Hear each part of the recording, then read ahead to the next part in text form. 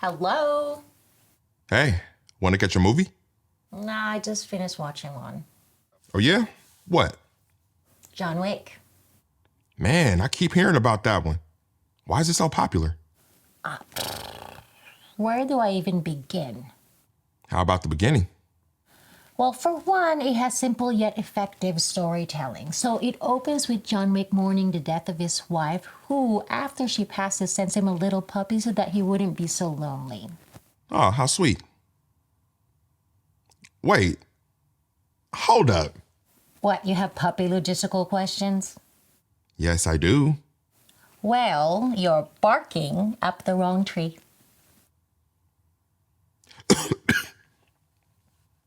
So then we see this montage of John starting to take care of the puppy and starts growing closer to it. Oh,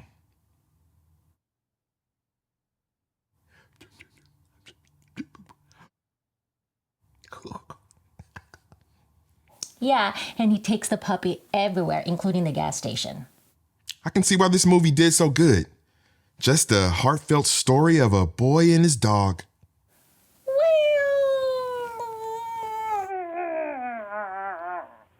Uh-oh. That horrendous squeal you just made is making me think that isn't what it's about. Well, while John's at the gas station, he runs into this young gangster named Yusef Tarasov who wants his car, but John says no, so he takes offense and later breaks into his house. What? Just because he says no? Pfft. So they take his car. Yeah, well, they do, but not before they beat up John real bad and kill his little puppy.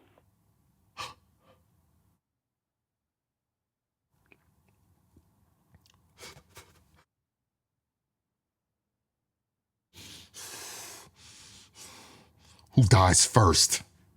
Well, actually, that's the plot. John seeks revenge for killing his dog. You weren't kidding about that simple yet effective storytelling. So who plays this petulant punk puppy killer? Jack Lewis. Who? Finkel. Huh? Theon Greyjoy. Oh, Reek? Psst. Figures. Yeah, so Reek goes to a chop shop and tries to sell John's car to Tybalt. The Prince of Cats is in this? Sick. Yeah, and he's not very happy that Reek is bringing him John's car. Why not? Well, it turns out that John is this renowned hitman who is so terrifying that people compare him to the boogeyman. Renowned? What is there, some sort of secret hitman society? That's exactly what it is. And John is widely known and feared. Oh, dang. So what's he do to Yosef? So it turns out that Yosef's father, Vigo, happens to be this big bad mob boss and sends some of his men in freshly pressed suits to go and kill John Wick. He sends a few of his guys to kill the boogeyman? Seems doomed to fail. Yeah, it failed miserably, but we do get to see the first of many high-quality action sequences, which apparently Keanu did over 90% of. He is the one. Yeah, and then he checks into a hotel for a hitman. Really? The hitman have their own hotel operating in a public space? What stops a normal person from booking a room? Well, they have their own currencies, so it would be pretty obvious if someone tries to get a room with a credit card. And the hotel operates under a strict code. No hits, no business can be conducted on the grounds. And that's how they keep a low profile? Yeah, but Vigo finds out that John is at the hotel and that there's a contact inside the hotel willing to take him out. Wait. So they've made sure to establish already that John is not to be messed with, and Vigo still wants to provoke him? Is there anyone who responds with the proper fear of this guy?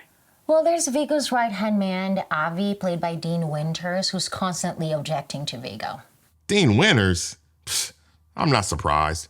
The only thing that guy cares about is protecting himself from mayhem. But it is pretty cool to see him in the feature lane. Well, another reason why this movie is so popular is the cast. I mean, of course, there's Keanu, and then there's Willem Dafoe, and there's John Leguizamo. Tybalt. Alfie Allen. Reek. Bridget Moynihan, Lance Reddick, Ian McShane, Randall Duke Kim, Clark Peters, and David Patrick Kelly. Sheesh. The writing in this movie must be amazing. Writing? Oh no, there's no writing in this movie. This film doesn't take itself that seriously. Not serious enough for writing? But you just named all these great actors.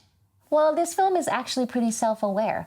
They understand the melodramatic nature of classic action movie tropes, and instead they focus on unique world building, sleek cinematography, and striking use of color. Like in the next scene, we get this intense, neon-lit action sequence in the nightclub ESF is bathing in. Did you say bathing? So John fights like 1,000 guards trying to get to ESF, but he still gets away. So what does John do? Decides to take a little nap. And as soon as he does, Marcus, his friend who's watching from the rooftop, shoots the pillow next to him to warn him that there's an assassin in the room. Seems like you should have shot the assassin if you wanted to help so bad. Well, if he had, John wouldn't have found out Vigo's stash house, which he later goes to and burns down. Savage. Does it work? Too well. He gets hit by one of their cars and gets captured. Oh, so game over. Got him. Not so fast. I told you this film hits on a few action tropes. Oh no. Don't say it. You already know. Does he? Does he? That's right. Vigo villain monologues just before leaving ahead of making sure the job is done. And of course, John Wick escapes. Oh. Yeah, so now John goes and finds Yosef with the greatest of ease, shoots him in the head, and he's dead. Just like that? We chased this clown around for a whole movie to get revenge, and that's all? All right, mission accomplished, I guess. Whoa, whoa, whoa, there's still the main event. But Yosef is dead. Well, Yosef's not the antagonist. He's just a plot point. Vigo has been the real threat all along, so he and John has to meet up for the showdown. How old is Vigo? I'm thinking 60. So the showdown is with a senior citizen? Well, Vigo convinces John not to use any guns, so... John has killed 1 million of his people with guns and his bare hands. Yeah, but he's never gone up against that old man's strength. Oh, so Vigo is like this strong, tough guy. No, not particularly. What the... So Vigo takes out a knife, but John lets him stab him in the stomach so he can break his arm and take the knife.